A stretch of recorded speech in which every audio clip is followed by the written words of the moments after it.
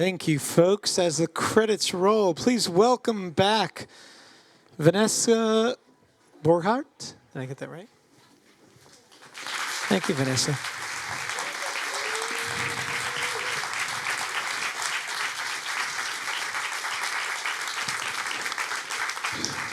Thank you so much, Vanessa. Cooper here was here with us earlier. Unfortunately, had really an emergency that he had to run to. Everything's hopefully okay, but unfortunately, he won't be joining us for the Q&A, so it's all on Vanessa. So get your questions ready. I'm going to start off with a few and then open it up to our audience. Thank you so much for being here. Thank you for being a part of this beautiful film. Thank you. Let's start from, I guess, the very beginning. How did you get involved with this film?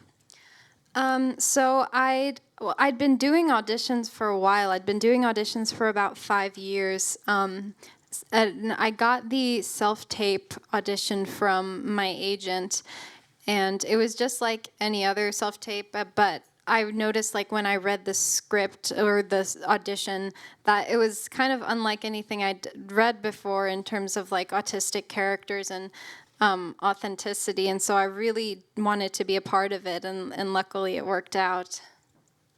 And developing your character, how much of you is in there? How much of you is not in there?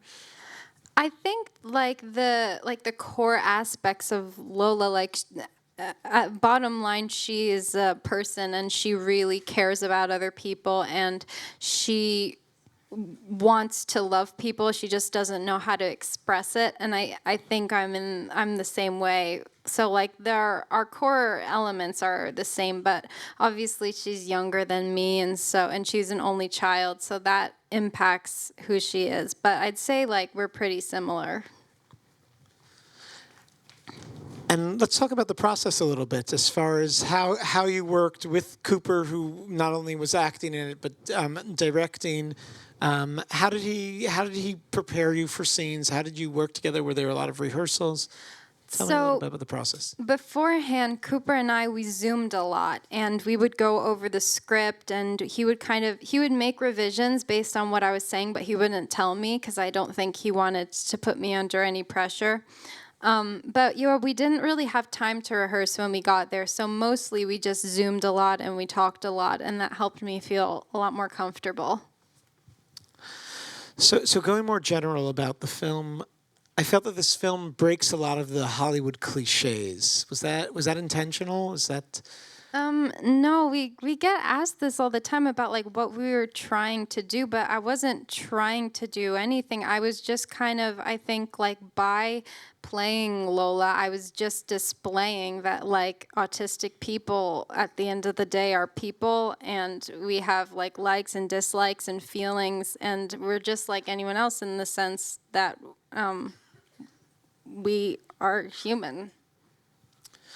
And I think also what the film wasn't about in any way. The disability was not the dramatic element in the film. It was actually just a part of the film, like very much normal life. And I think that's something that we love to see, when it's not about the disability, but rather just inclusive of disability. Why was that so important for him to put in this film?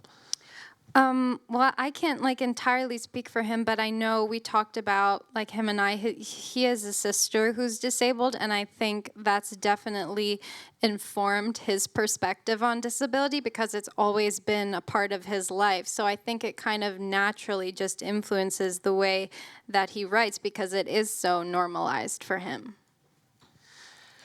The other thing I noticed now as I was watching this again, and I also felt it, I guess, when in my original viewing of it, is that there's this positivity.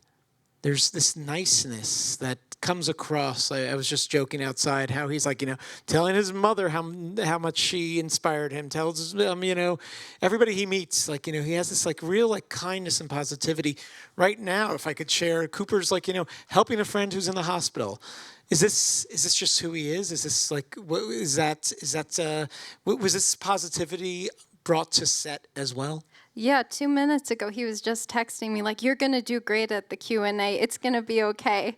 And that's really like who he is. He always goes out of his way to like make other people feel better about themselves and their situation. So he definitely did bring that to set. So let me ask one more question before we take some questions from the audience. Cha-Cha Real Smooth. I heard it in the song. Why was that chosen as the title? I originally had no idea, but I've done so much press with Cooper that I think I've kind of got it down.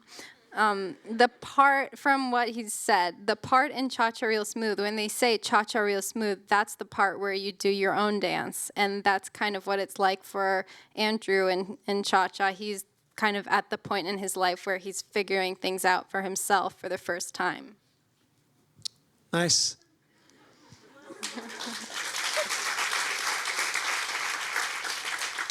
I will say this is one of those movies that when you watch a second time, you get so much more. There's a lot in there. Apple TV Plus. We'd love to take any questions from the audience, and we'll pass the microphone around. Hi, I'm autistic as well, and I'm pursuing acting, so it was really lovely to see you. I'm wondering if there were any accommodations on set that you asked for that were given to you that helped create a safe and supportive environment for you?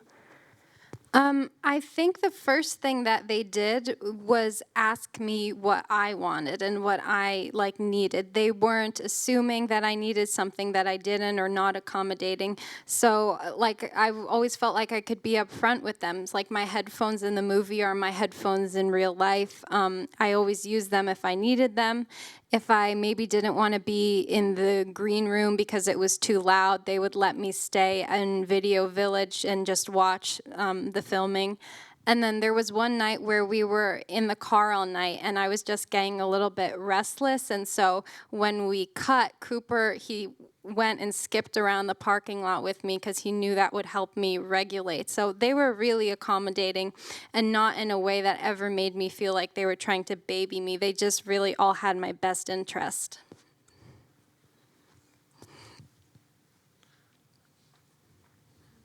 We're going to give you a microphone. Just give us a second.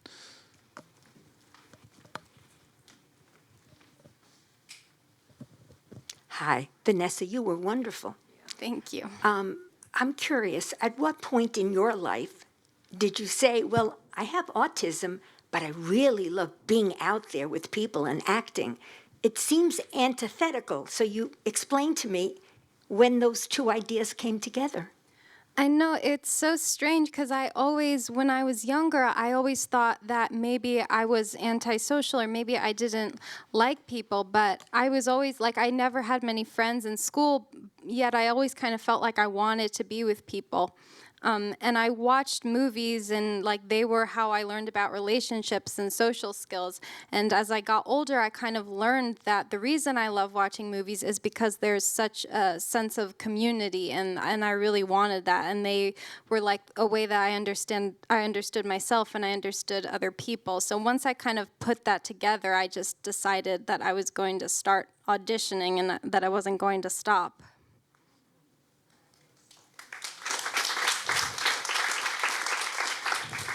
We have a question up on top. We'll pass you the mic. Well, just pass you the microphone, please, so everyone can hear. What would you say was the most challenging scene or part of the movie to film? I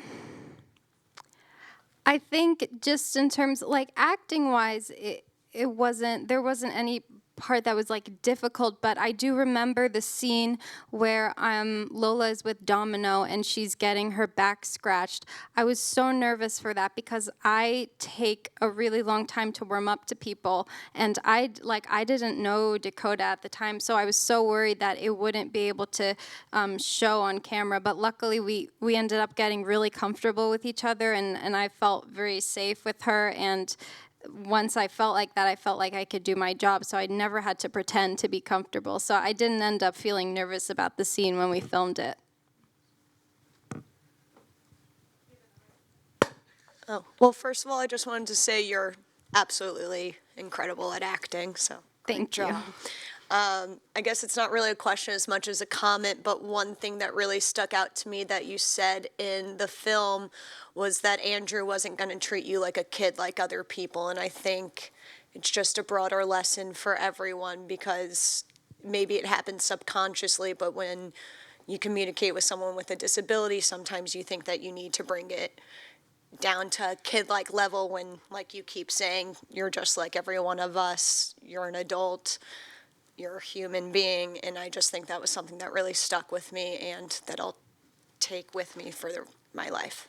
Thanks. That one was quite important to me as well, because that is something that I experience, and I think a lot of autistic people are treated like they're younger than they are for some reason, and I think people maybe are trying to be helpful, or they think that we don't notice, but we really do, and it's not very appreciated. We have a question over here.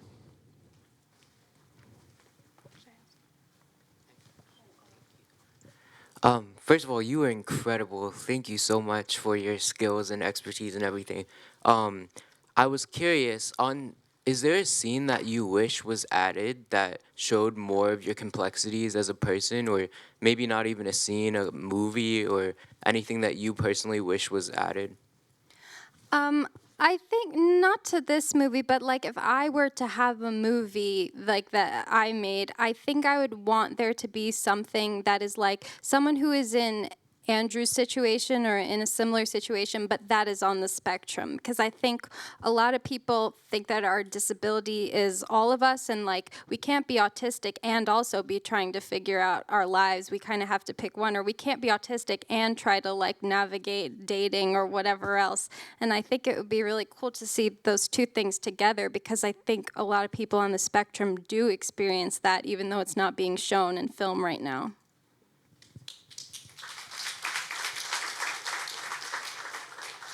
I was mentioning before how this film breaks a lot of cliches. I suddenly realized that this film broke 2 Dustin Hoffman cliches. I think one, a lot of people refer this film, like to compare it to The Graduate. It's like, the, coming of age, post-college, and instead of him being such a, a sad character, he's actually this very optimistic character who's like an extrovert. The other one that I think it breaks the cliche of course, is Rain Man, as far as representation and the way autistic people are depicted. And I think this one kind of gets into just a nuanced character. The third place where I was going to mention that there's really breaks cliches, and I mentioned this to Cooper before, is, and we're here at the JCC, and it's good to mention bar mitzvahs. Hollywood has depicted bar mitzvahs in very negative ways. We have not spoken enough about how negative bar mitzvahs have been depicted in movies. Have you been to bar mitzvahs before? And how did you relate to those bar mitzvah scenes? I mean, I really hate to hop on the negative train here, but I went to one bar mitzvah, and I drank Shirley Temples in the bathroom, stayed there until it was over, and vowed never to go to one again. And so I don't really relate, because I refuse to ever go to one, and I do kind of agree with the portrayal, but I guess different people have different experiences. Maybe the Hollywood depiction was more correct than this one. Vanessa, I want to thank you so much for being here. Thank you for sharing.